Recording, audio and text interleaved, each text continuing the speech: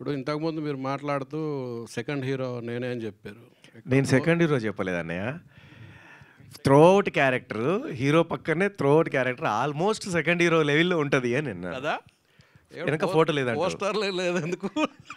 నేను కూడా మూడో కృష్ణ గారినండి. ప్రేమతో మంచితనంతో ఉంటాను.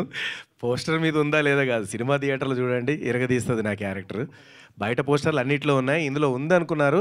బట్ చిన్న మిస్ అయింది. అదే డైరెక్టర్ గారు మళ్ళీ కో డైరెక్టర్ గారిని పిలిచి, సారీ శ్రీను గారిని పిలిచి అడిగారు. మాస్క్లో ఉన్నది నువ్వేనా? మాస్క్లో ఉంది నేనే.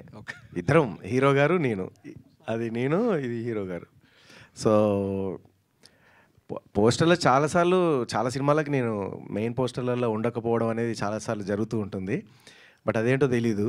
బట్ సినిమాలో మంచి క్యారెక్టర్ ఉంటుంది, బట్ పోస్టర్ల మీద ఉండదు. అది ఎప్పుడు నేను లోపల బాధపడదని బయటికి చెప్పాను. కానీ బట్ ఏది కానీ మన వర్క్ ఇంపార్టెంట్.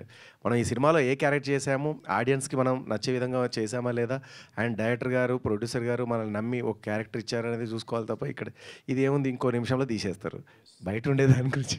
జనరల్గా మీరు కూడా మీడియా కనిపించకుండా చాలా రోజులైంది, ఏంది రీజన్? అంటే ఇప్పుడు వీళ్ళందరూ మాట్లాడింది ఉంది చూసావనే, వీళ్ళందరివి ఉంటాయి మీడియాలో. మళ్ళీ నేను వెతికినప్పుడు యూట్యూబ్లో కానీ ఎక్కడ కానీ నాది ఎక్కడ ఉందో ఎతకాలి. కాబట్టి మాట్లాడుకున్నా వేస్టే, కనపడకుండా వేస్టే అని చెప్పేసి దాక్కోవడం అనమాట, అంతే.